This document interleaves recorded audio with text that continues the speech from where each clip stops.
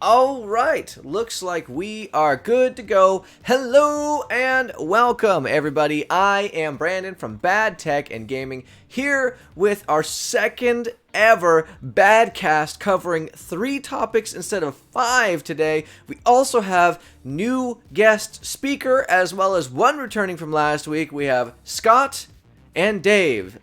Scott, how are you? Good. How are you doing? Doing good, doing good. And Dave, are you there? Do you copy? Can you hear me? Hey, how you guys doing? Doing good. Okay. So with that being said, this is where we take news about tech, discuss it, digest it, understand it, and then regurgitate it, really. So with that being said, the first thing we have on the docket, we'll just jump right on in. And if you haven't already, consider subscribing, like, and comment. Let us know what you think. I will read your comments out loud as we go through these. Is the Google Pixel event. As I had mentioned before, we have a whole bunch of stuff. We have everything from Google Stadia. We have Nest Wi-Fi with speakers. We have Nest Minis. We have Google Pixel Books, Google Pixels, and earbuds. All sorts of good stuff. So the first thing up, and I'm actually using a video from Engadget, or not a video, I'm sorry, a website from Engadget to kind of go through some of these. They have on the first, so we'll use as a first, the Pixel Book Go. Does anybody know anything about the Pixel Book Go so far? I've got a little statistics on it here. They are 2 colors to start with. They're going to have not pink, Yeah. which is kind of their chrome or their metallic pink color. Yeah. It's going to be about 2 pounds. It's pretty light, actually. That's a really good thing. I'm in 3 flavors of process. Have Intel Core M3, 5, or an i7. Mm-hmm. You'll get an option of 8 gigs of RAM. Have an option of 64 or 256 gig SSD, and the starting price point, all that is about $600. Yeah, and I think they're doing a great thing with this laptop by actually presenting us with a regular old laptop. I'm trying to find a picture online real quick. My favorite thing about this is really just what it looks like when it's closed. I think I got one. I grabbed one. Well, they added some texture. Yeah, there's some texture at the bottom of it, so it's got kind of a grooved feel to it. It makes it so you can grip a bit better. Yeah, on the bottom. I'm hoping that it's got sort of on the bottom. It's like it was on the bottom from the pictures I saw. Yeah, it's like a plastic. So it's all made out of magnesium, and then the bottom actually has this kind of ribbed texture on it. You know, ribbed. Funny jokes there, but and then it's got a plastic coating over the magnesium to give it kind of a plasticky feel. But it all kind of looks like a really smashed out soap bar at the same time. It's very smooth. All the edges are very smooth, clean, and crisp, which I really appreciate. It gives it kind of a MacBook feel without having to pay for a MacBook. So. That is something that I appreciate as a tech enthusiast, because I always love MacBook designs, but I never want to pay it. I was actually watching a video, I think it was by The Verge, if I'm not mistaken, and they were talking about how great the keyboard felt. It was one of their favorite keyboards that they've ever used on any computer, and that's high praise, because there's a lot of good keyboards out there. Just look at Lenovo and their ThinkPad. Dave, do you have any opinions on this particular product? I mean, as far as Google products are concerned, it runs on the Chrome OS, right? Yes. I think Does. Yep. Yeah, I don't have any experience with it. Being a gamer myself, I don't tend to use low-end PCs when I can avoid them. So, Right. I mean, I'm sure there's a market for it, like when it comes to college kids and stuff like that, but it's not something I'm super familiar with. Yeah, well, and the beauty about this product is it's designed for those business guys who are always on the go and just need something to just flip open, type up a quick email, maybe a Word document, an Excel spreadsheet, and bam, be done with it. Or even, you're right, like the students. This would be great for students. They can do all their homework. It's got Google Chrome on it. They can do all of their necessities from school without ever really having to leave the computer, or without having to load up anything else on another computer, because everything's online nowadays. Everything's on Chrome. Everything runs on Chrome now. So when you have that, the integration's definitely nice. Yes, and I think that's going to help a ton. tell you, I've got a Chromebook. I've got the Asus Chromebook. It's one of the better Chromebooks. It's not your $200 one from Walmart or whatever. It's pretty good. Chromebooks, I think, are just about to come into their own. Google's really putting a big focus on this. Obvious by the Google Pixel Go product online. Even that has a pretty good processor power, and we're now starting to see some of the fatal flaws in the Chromebooks come to an end. For example, video editing software on a Chromebook has been very poor. The selection, Adobe about to be released on the Chromebooks, so the power is getting better. Cost is still low, although $649. You can go out and get a Windows PC for that too. So, hopefully it's got something really good. But there's still a few problems that I can see. For example, if you install the Microsoft Office products, like Excel or Word, they are not full-blown products like you can get on a laptop, right? They're way scaled back. They have very limited functionality. They'll work, but if you're trying to do something more advanced, you're gonna fall short. So there's still some work to be done, but that's definitely about to come into its own. Yeah, absolutely. And I actually found some more of those pictures on the web, as well as some specs behind it, just to give an idea. Even further into the Pixel book, I found the pink one. It's like an orange pink. I don't even know if I'd call it pink, to be honest with you. Yeah, it's called not pink. Yeah, it's true. And it's got, like, you can see the official name. Yeah. And you can see the bottom of it is got that ribbed, and then the top of it's nice and smooth, like a MacBook would be. So it's just a different take on a laptop device, and I really like the fact that they're at least trying something a little bit different, right? And so now we move on to our next subject here, and this hits home. I have been in the phone industry for many years. I've sold a lot of phones in my day. And this is the Pixel 4. So the Pixel 4 and the Pixel 4 XL will be available through every major U.S. carrier. This means that you no longer have to be just on Verizon if you want to get them. If you want a Pixel phone directly, you can go through your carrier instead of actually going through the Pixel website or anything like that. Anyway, Dad, how about you? Where's your take on the Pixel 4?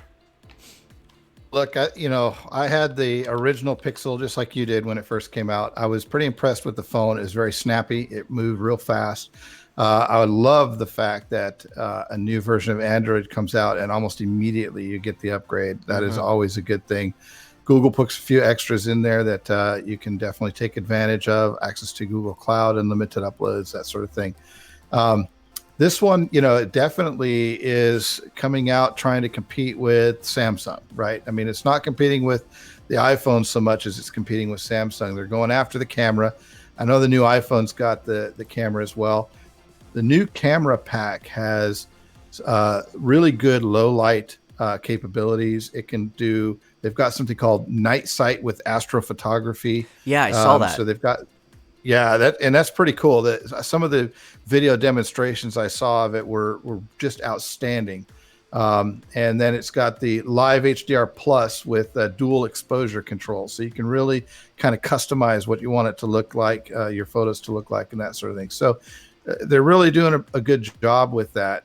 It is going to be fairly expensive, but not even close to as expensive as some of the Samsung devices, right? It's going to start around $800. So most of the Samsung devices are hitting 1,000 and up now. So we're coming in under those, but most of your other phones, it's a little more expensive than some of the others. But and then putting the voice conversion technology, right? The Google Assistant, it doesn't need the cloud. You don't need to be connected to the internet for the Google Assistant to work, as long as whatever you're trying to do is local to the phone, because it has a new processing chip inside the phone that's going to allow the voice to actually process locally. So that's a pretty big upgrade as well. Yes, and I just want to make a few call outs. So we have a lot of topics to discuss with this one.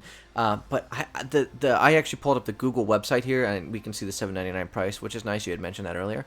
But the design, I think that they copied Apple, obviously, but they did it, and then they kind of put their own little whoop on it, which I think is very nice, and I can make that sound all day if you'd like. But they actually put all of the aluminum bezel around the outside of the device actually has black.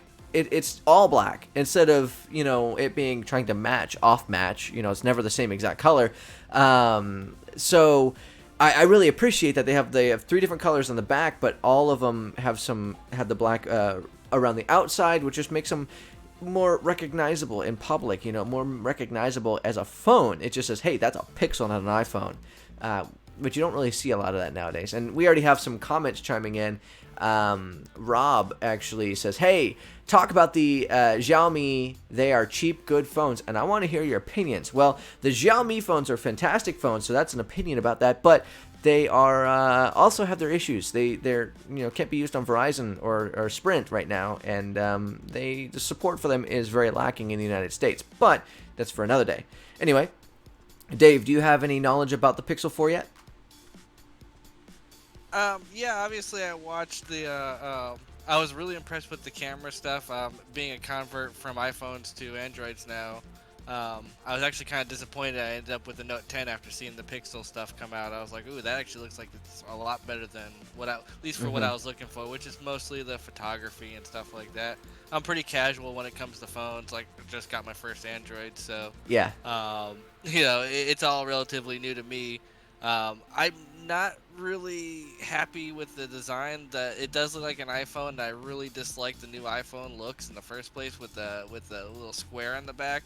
But I mean, that's just kind of an aesthetic thing. Overall, it seemed like it was a pretty interesting phone, and it was something I was like, I want to look at definitely more and see what it's about. Yeah, absolutely. And as I'm scrolling through, I'm just looking through some of these things. Dad touched on it earlier. You can take a photo of the stars, and I'm not exactly sure how that works. It seems like a time lapse kind of thing, but I don't know how great that's going to be overall.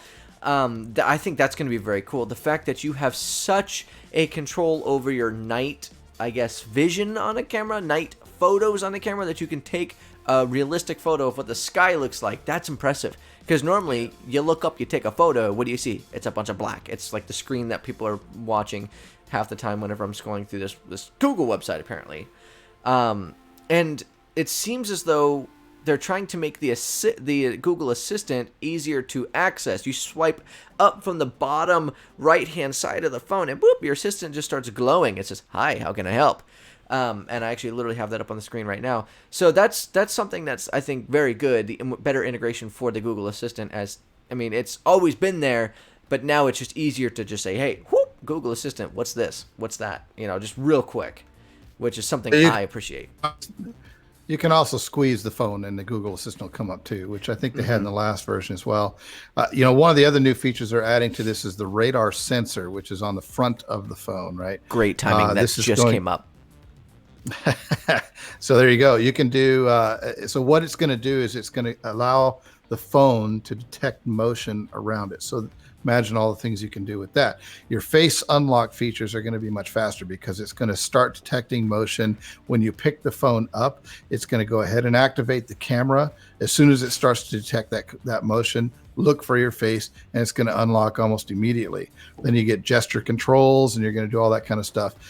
For those interested in security, the motion sensor is not going to be sharing its data with any other Google services.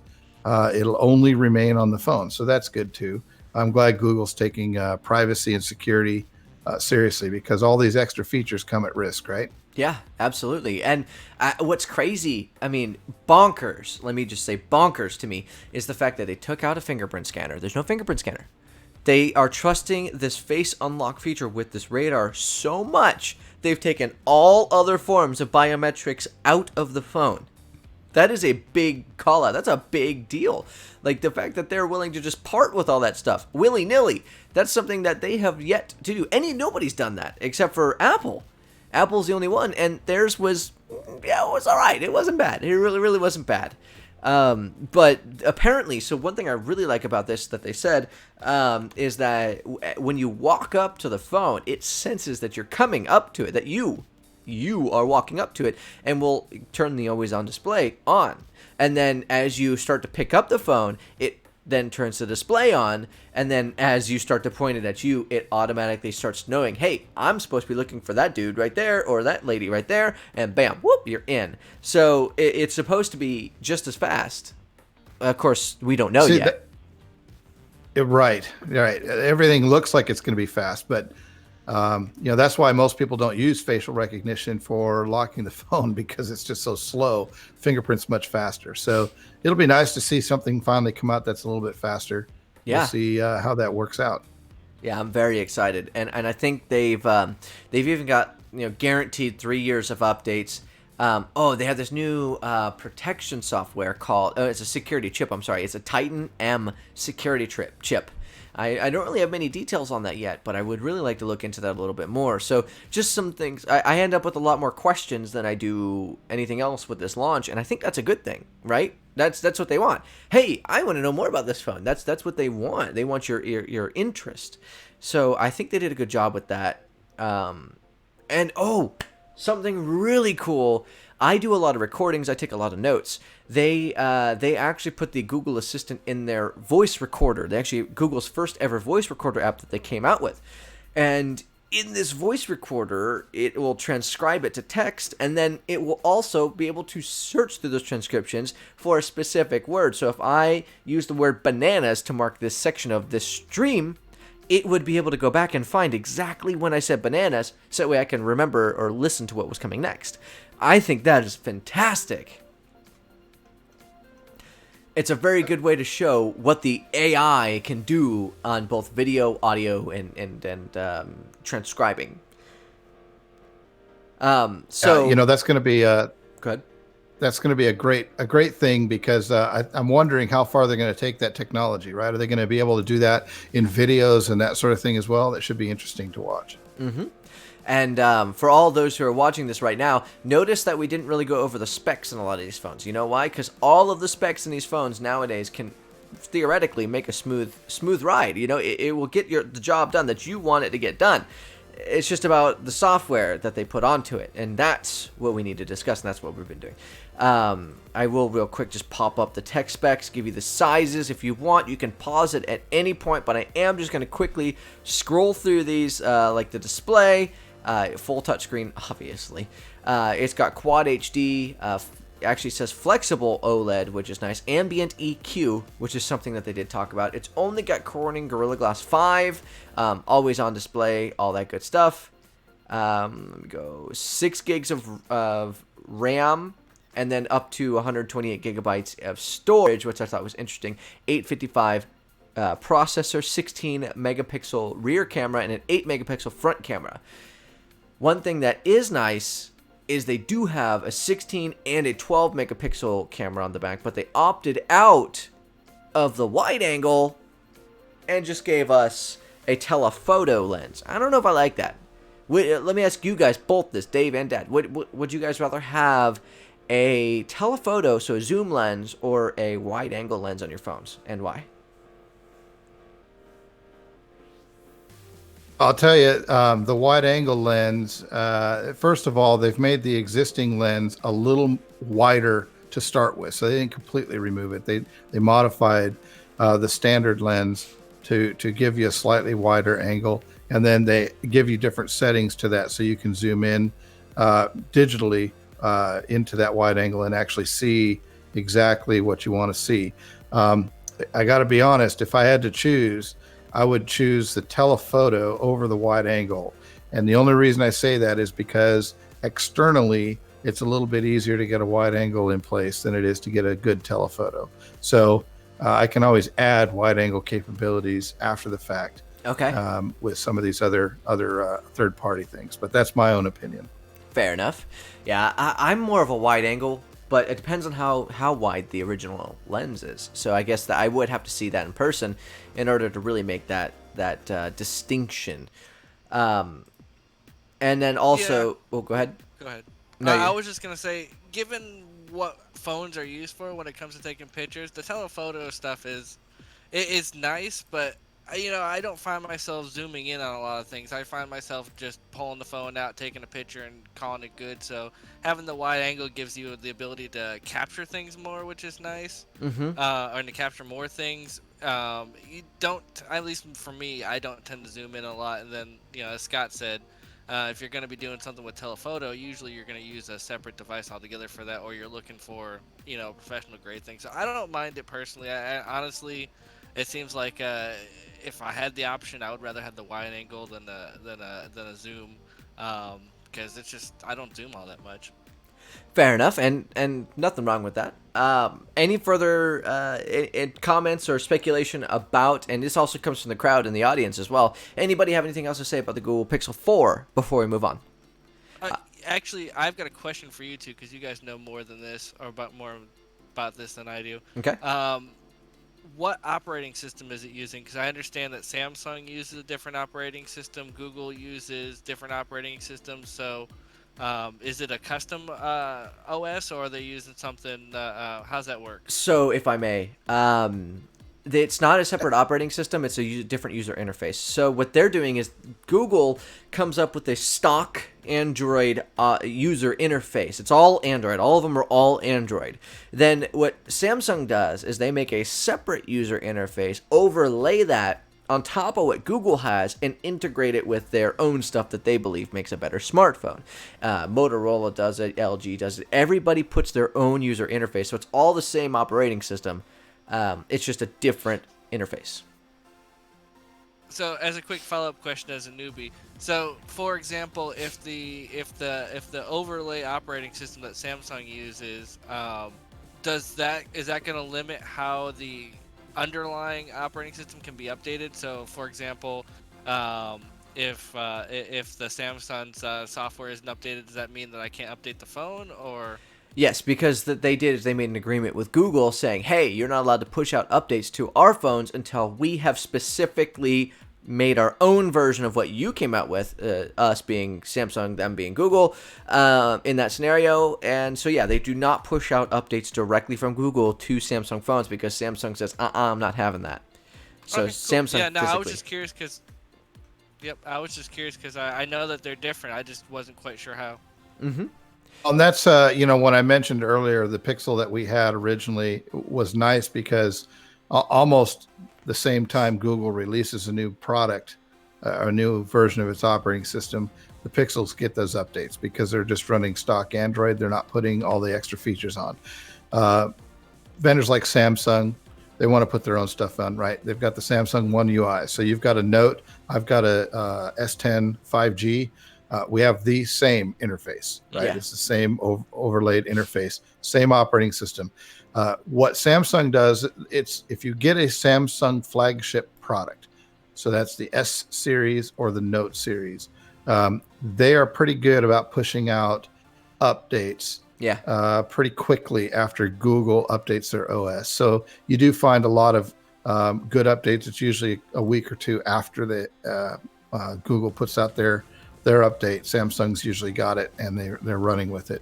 For their non-flagship stuff, not quite as much, right? They're not putting the development time into that until they get the flagship stuff out. Yes, and it's not every time too. So an example, I have the Note 9 on Verizon, and my Note 9 didn't. So these updates come out in around October, November. They all launch around that time. I didn't get my new version of Android until I think it was February, maybe a month after. I don't remember exactly, but it was so long. It was like 3-4 months down the road before I actually got my update. And I was like, what? Why? Everybody else in the world got it except for me. Literally.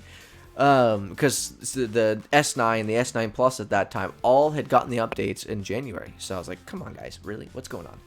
There is another factor too, and that is the carrier, because the carrier wants to put its stuff on it as well, and so you're going to get Verizon slowing things down a little bit as well. So there's another factor in there too. Yes. So moving forward, the Pixel Buds. Now, I don't know a ton about these, so I'm just going to kind of almost verbatim read this off of Engadget's website. But it says Google is giving headphones with a built-in assistant another try. The new Pixel Buds are true wireless earbuds that claim to have an improved fit, a better battery life, stronger Wi-Fi connection, and the most notable feature is the hands-free Google Assistant. Now, a couple things I do know about this. It they state, I believe, almost up to a football field length, maybe more, of actual usage you can from your phone, which is crazy. There's no wires this year. In fact, it almost looks like the little box they come in. I'll pull up a picture in a second. It almost looks like an Apple AirPods, and they're very small and condensed. So with that, Dad, I'll let you run with that. I think you said it just right. They said you can outdoors, you can go almost an entire football field away, which is great because I can leave my phone up at the house and mow my front lawn. But they said indoors, you can get about 3 rooms away. So think about your house, anybody's house, right? Put your phone in the middle of that house. How many people can go more than 3 rooms away from that phone if it's in the center of the house? Not many. So that's a pretty good thing. The other thing that they had was they've got an adaptive sound technology now as well. So if you're going to wear these things and you're out in a crowded place, or like I said, if I'm mowing my lawn, the lawnmower is kind of loud, it's going to crank the volume up a little bit, turn the lawnmower off, things get quieter, the volume goes down. So it automatically detects the ambient sound around you to determine how loud it needs to be to give you the sound that you want. So that's pretty cool. Google's doing a pretty good job with these. They're a lot like the Samsung Buds, which I do have a pair of those, and they work really good. They sound really good. They definitely don't have a football field distance to them, but they're pretty good. And I think these are specifically designed in the Android world to compete with Samsung's Buds.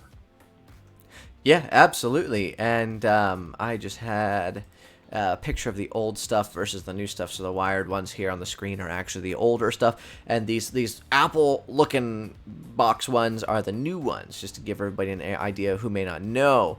And a unknown Kathy says that wow, I need some of those, so that might be something to notate for later. But Dave, how about you? What is your thoughts on these? How do you think these are going to sell? What do you think of the improvements? Do you know of the improvements, I guess, might be a better question to start with. Yeah, I'm actually kind of excited for this kind of technology in general.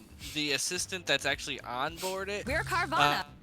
I think we're going to start moving to a lot of like wearables and stuff like that. I know I saw an article, I want to say last week or the week before, that was talking about how Amazon's doing like wearables and stuff like that. And this is kind of that your headset on.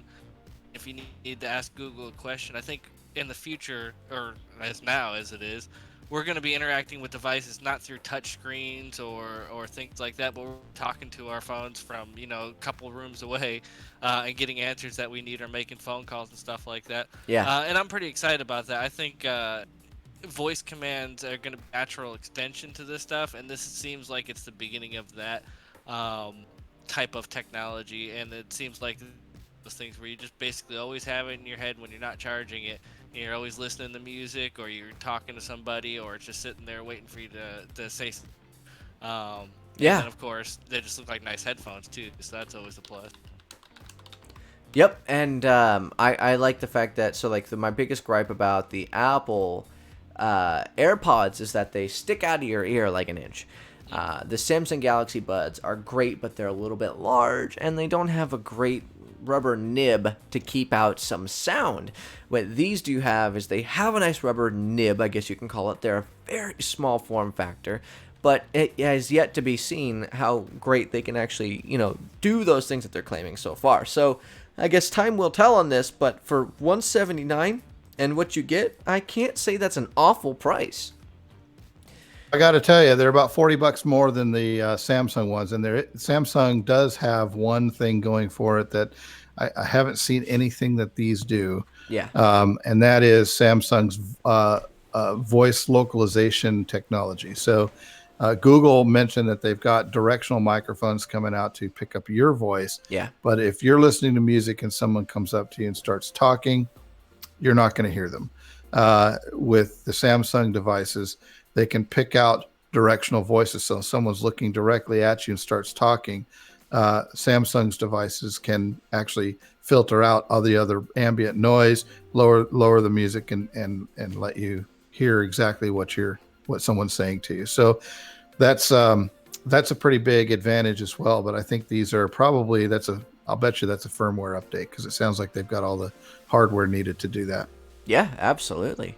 And then now moving forward some more, we actually have, and by the way, guys, we've been on the air for 30 minutes. I just wanted to give you a heads up, much longer than I thought we would be for these subjects. But the Google Nest Mini. Now, this one probably won't be something we spend a ton of time on, but they look just like the Google Mini that's currently out there, the Google Home Mini that was of last year.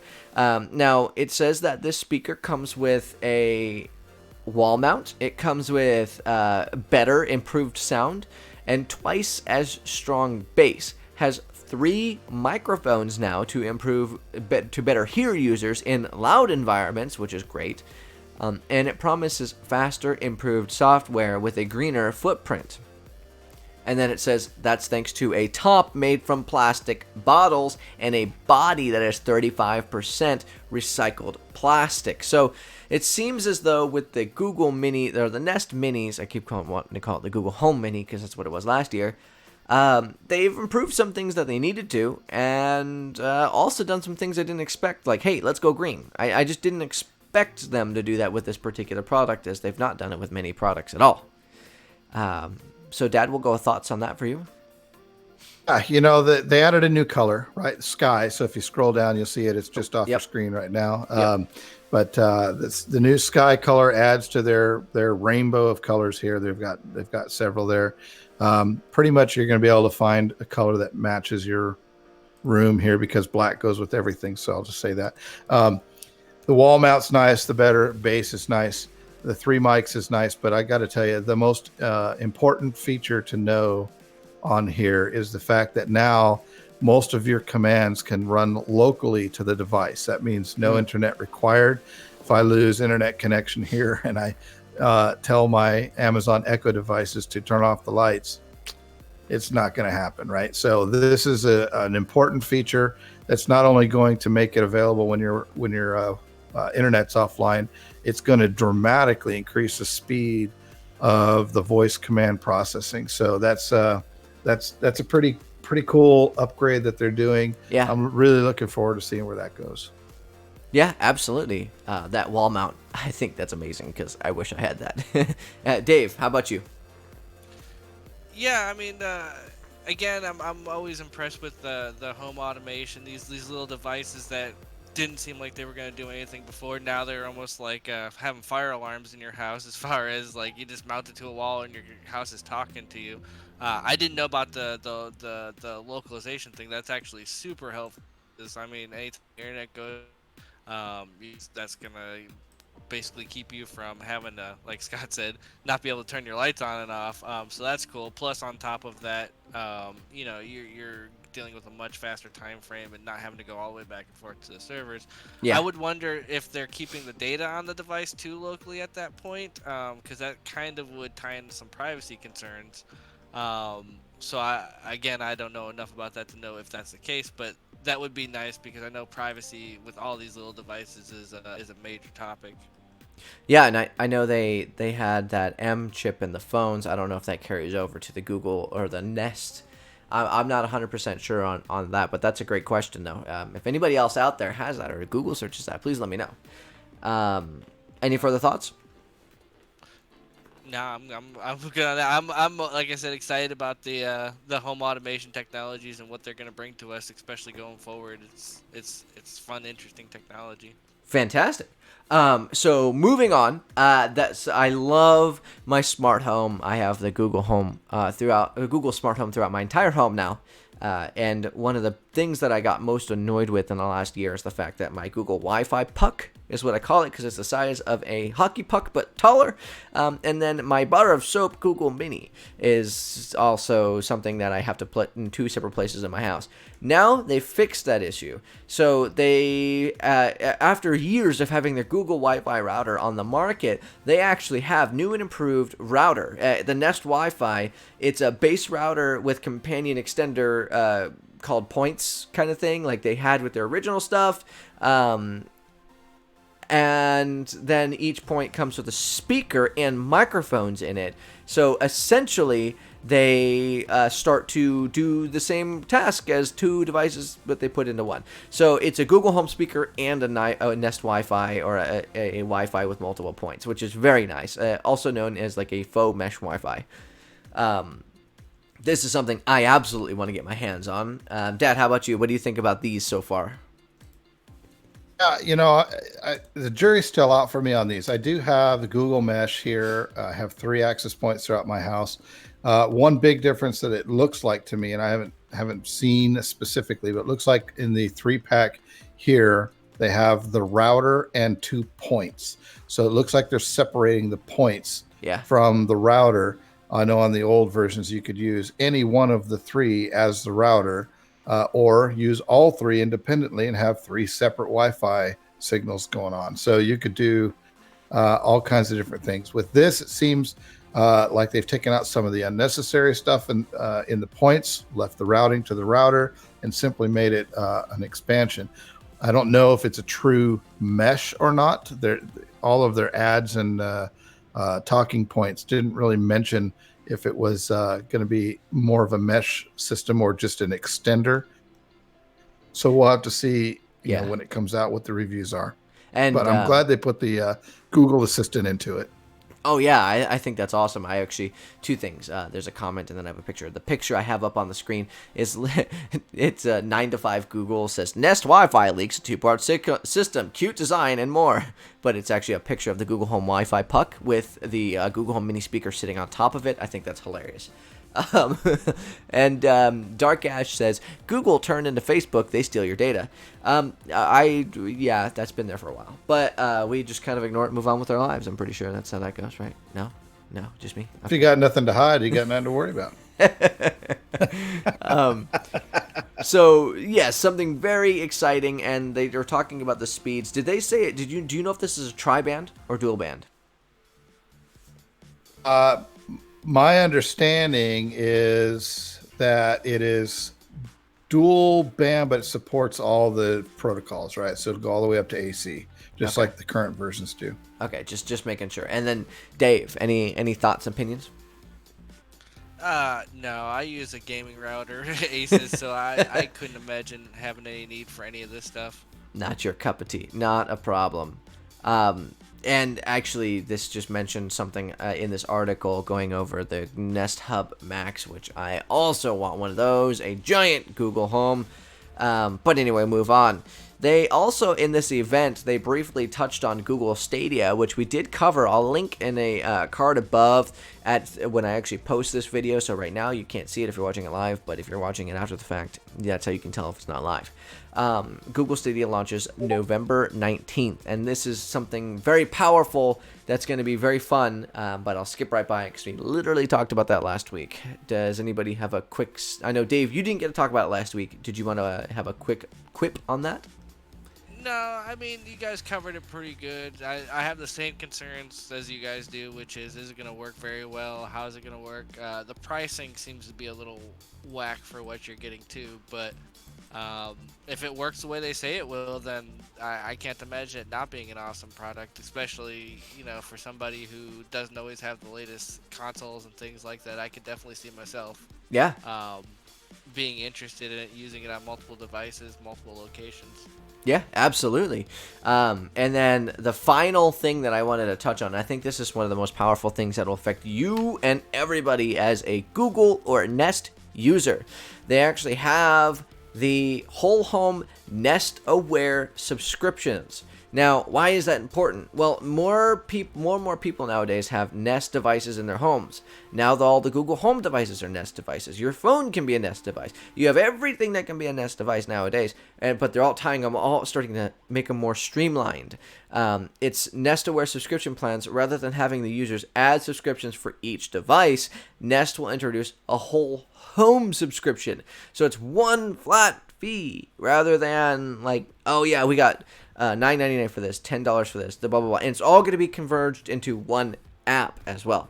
So, at least as much as they can as they're working on it. I think that's brilliant because a lot of people come in to me at my current job and will say, hey, why do I have to have an app for this, and why am I paying for this and this at the same time when they're literally the same base company that makes both. They get very confused. They don't know which one to pick up sometimes, and it frustrates people until they get used to it. So I think that would be something very nice overall. That would be very helpful. Any thoughts? They're going to have the two plans. I think it's mentioned right there, $6, $12 per month. The biggest difference between the two is going to be the amount of storage for back-end videos. I got to tell you, the coolest upgrade that I've seen so far to any of these Nest Aware products or anything like them is that this new Nest Aware programs and whatnot will have critical sound recognition features. Yeah. So that is to say that your Google Nest Home devices that are connected to your Nest Aware system will be able to tell things like barking dogs and smoke alarms. And so if a smoke alarm, a standard home smoke alarm goes off, the Nest Aware system will be able to tell that's a smoke alarm. I need to send an alert to my owners so that they know that there's a smoke alarm going off. Basically, it takes your dumb everyday smoke alarm and turns it into a smart smoke alarm. Yeah. That's pretty cool. I like that feature, and I can't wait to see what else comes with that. Yeah, absolutely. I think you and just about everybody else. Well, and what do they do with barking dogs? Turn on all the cameras? I'm not sure, right? So I'm just very curious where they're going with it. Yeah, absolutely. All right. Well, and Dave, any final thoughts on the Google event? What's your? Let's give overall opinions. Actually, we'll go down the line. We'll start from the back and go forward. So like a 1 out of 10. Like, does this make you excited? What and then like is like number 10 super excited, and number 1 is like I could really care less. Yeah, it's interesting because as a tech guy, it's all very much stuff that I'm like, oh, that's interesting. I wonder where that's gonna lead. Like he was talking about the critical sound thing. I remember when he was talking about that, I was like, oh, that's really interesting. So now they can listen in on your smoke alarms and this, that, and the other. You could really have a full awareness of your house. So from just a tech guy perspective, I'm pretty excited to see what's going on, what's happening, and what the next level is. For what I actually do, though, and how I actually use stuff, like I said, I use a gaming router. I don't have any sort of Nest equipment. I don't have I barely even talk to my phone as it is, just because it's one of those things where I use it when I need to, but not really all the time. So from an interesting standpoint, I'd say a 10. From a everyday usage standpoint, probably a 1 for me. Okay. Fair enough. And so we got a 10 and a 1, kind of all in the same kind of there. But Dad, how about you? What do you rate? I think the event was really cool. So, Google's always coming up with new stuff. I love that about Google. That's what I've liked about Google for a long time. They're very innovative. They're starting to connect all their things really, really well and seamlessly together, which is very cool. They don't cover the full gambit of, like when they say Nest Aware, I don't have all of the features that I would like to see in a, home security system, but it has some features that most don't too. So there's all kinds of things. From this event, I got to tell you, Pixel Buds probably the most exciting to me. I do like a good set of headphones. The Pixelbook Go is interesting, but probably not worth upgrading from my Asus. Yeah. The next gen Google Minis, I've got a couple of them lying around. I probably will get a couple of new ones. So that's good. The Nest Wi-Fi, I've got Google Wi-Fi. I don't have any reason to upgrade those yet, but this is nice to see when I do have to upgrade. That's there. And the Pixel 4, I'm a Samsung guy. The camera is the most important feature for me. I don't feel the Pixel 4's camera is quite as good as the S10 5G's camera in Samsung land. Yeah. So probably not going to upgrade that. I'm with Dave. I'm a 10 on the interest, probably a little higher on the practicality of it. I'm probably more like a 5. Fair enough. And before I go real quick, one of our YouTube members, one our members to our channel, actually gives it, Dark Ash gives it an 8 out of 10. And if you wanted to elaborate a little bit on that, Dark Ash, I'll be more than happy to read that for you. For me, I think it's a solid 9 out of 10 as far as excitement goes. I mean, if you take away the fact that, I mean, I think it was, Painfully Honest Tech says that everything in the actual announcement looked like it was bought from IKEA. Like, it looked like they were doing the event at IKEA. If you take that kind of the boringness away out of what they do as far as an event goes, I think it's a great event. I think 8 out of 10 for excitement, 8 to 9, maybe 8.5-ish. And that's going to be my solid stick with that. I think practicality, there are things that I want from this event. I want the Google Home Mini. I would like a new one. I would like the Google Wi-Fi. The Pixel is something I try to figure out where I might be able to put that into my life, because I think that would be fantastic. The Pixel Book Go, I can't see myself buying. I can't see a use case for that in my life. But other than that, I think practicality, I would also maybe give it more like a 7. But I mean, I love it. I think they did a great job, and I'm very excited to see how some of the stuff plays out. Oh, earbuds. I've been needing a new pair of earbuds, and I was thinking about getting the Samsung ones, but this made me stop dead in my tracks because those look pretty awesome. So those are our thoughts so far about the Google event that just happened. This video will be posted, I believe, tomorrow, actually. So we will post that tomorrow for you guys. Now we're going to move on to, we have time for one more subject, or a quick one, and then we have some community stuff. And I don't know that there's a whole lot of our community on right now, so we might not have too much community interaction. Dark Ash, let me know. I know you're out there, so let me know what you want to talk about after this. But we're going to move on real quick. Now, this is the Oculus Quest. Now, this is something that, Dad, you've been doing a lot of research, and I pulled up a Google search here, and I can kind of go through some stuff. But if you want to let me know, I'll let you take this one away. Sure. So, the Oculus Quest, I've been seeing all these commercials online, people fighting lightsabers and stuff. I'm a big Star Wars fan, so that's actually kind of interesting to me. It kind of perked my interest. So, Oculus Quest, okay, is it an add-on? What is it? I've seen a few add-on components to, let's say, a PlayStation or whatnot. Yeah. No, this is a standalone gaming device. You're going to put the headset on your head. You're going to hold the hand devices, one in each hand. And between the 3 devices, you're going to load your games and go completely wirelessly, and that's pretty interesting. They have 2 versions of it. They have a 64 gig version and a 128 gig version. They're a little spendy. 64 gig starts at $400. 128 goes up to $500. It's not inexpensive. It is running an Android operating system, so you can imagine what kind of games are going to run on an Android operating system. Not bad, right? The Android system does a pretty good job in gaming. Qualcomm Snapdragon 835 processor, so it's got a couple years pretty old. Fast processing power. Yeah, it's a couple years old, but keep in mind, this is something you're wearing on your head, and all it's doing is gaming. Right. You don't have to process all the stuff in the background that your phone does. So I think that's probably sufficient.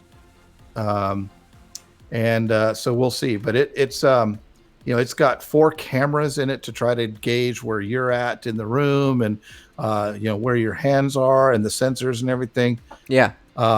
There's a ton of games out for it too already. Just dozens and dozens of games. Some of them look pretty good. So when I'm actually sort of excited. I'm looking at Vader Immortal, Dead and Buried 2, Creed Rise to Glory, Beat Saber, Dance Central, something about the gods. There's a Moss game, and it looks like another fighting one. Super Hot, there it is. And those are just some of the games that are just literally scrolling through on their website here. And seen recently the Nintendo Switch, the hoop thing that they've got. Yeah. And between that and this, all of a sudden, gamers are now going to be the fittest people on the planet. You're going to be moving around so much. Yeah. So, hey, this athlete comes to us from, Nerd Central, Silicon Valley or something. Yeah, pretty much. Well, I'm looking. Yeah. They actually on their website. I don't know.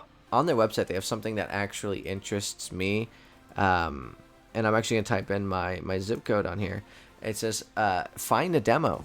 Apparently, they actually have set up demos for this stuff, and I'm looking around. So, if all those who've been following for a long time, and Dark Ash says he wants to get a VR headset, I mean, yeah, that'd be great.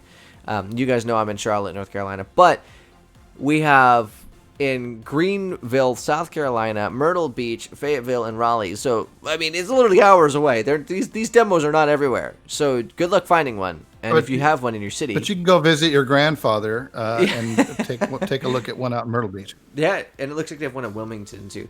But yeah, so that would be. I just thought that was interesting. They have find a demo. Like they're very serious about this. Like it's not just a thing that says, "Hey, we're here.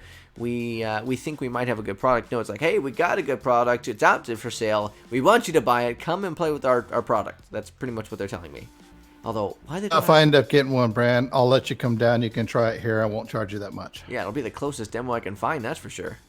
But yeah, no, I think that's a very cool product, and I can't wait to play with it. I mean, we will have to. We can do some streams on this. So Dark Ash, I want to get a VR headset. If I get this, I will do whatever I can figure out how to do to get it to stream, so that way you guys can watch it, and I can tell you whether or not it's actually worth the money or not. So we'll be sure to do something like that if we get it. Yeah, and I got to tell you, one of the games I'm looking at here, and so picture yourself in a VR game of Angry Birds, because that's one of the games that's available. Angry Birds? No idea how that's going to work. Do you physically pull back the birds and fling them? Maybe yourself? you are the bird. I don't know. Oh, that would be that would be nuts. I don't know how I feel about that. I might have to put a stop to that one. Right? Here, Some motion sickness there. Yeah, that's something there. Yeah, well, you put it on your grandmother's head and watch her, flail around the living room for a while. I've seen some America's Funniest Home videos that are quite entertaining for that. So. Oh yeah, yes, and just to let you guys know, so this is pretty much a stopping point. We're going to continue to talk for about maybe 5 minutes or so, and this is community time. So Dark Ash, anybody out there who wants to chat, let us know your thoughts, opinions. Let us know if you want to rediscuss something or dive in a little deeper. Maybe have some information that we missed. But yes, so continuing on with what we were just saying. I can see that being a great thing and an awful thing all at the same time. Very confusing. You're flying through the air as a bird and you slam into something. Now, I read somewhere that they had something to where you can... there's like a mat on the floor too. Is that the Nintendo one that you mentioned earlier? Do you know much about that? The Nintendo one's like this it's a big hoop. And you put one of the Switch controllers, you strap it to your leg. The other one goes in this hoop. And they detect each other, and you run around and do a bunch of stuff. It's a new game from Nintendo Switch that's out there. Now, is it an actual VR thing? No, it's not VR. It's just it's just an exercise one. Yeah. Oh, because I found a Nintendo VR using a Switch. Apparently, they actually have a Nintendo Labo thing about it. Yeah. They're cool. What they're looking for. No. They're like I actually looked into that. You build stuff out of cardboard and you can interact with it. It's really weird, but it's kind of cool. It kind of goes back to Nintendo's roots when they were doing playing cards back in the day. Apparently, that's how they started. And they had these little things that you put together with cardboard boxes. It's interesting, but it's more for kids than gamers for sure. Yeah. I don't know that I would fall in love with something like that, but I mean, I could see it being fun for a minute. Oh, they got like it's kind of like.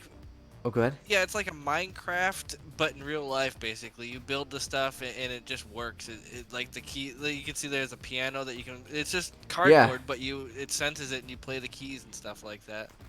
Yeah, that's actually really cool. Did you say it was like Minecraft? Do you need the recipe to build a little piano out of a... No, actually, they have instructions and everything. You have to go through and figure it out, and then once you get it built, you get to use it. So again, it's one of those things. It's like that's a really creative way to do stuff. Yeah.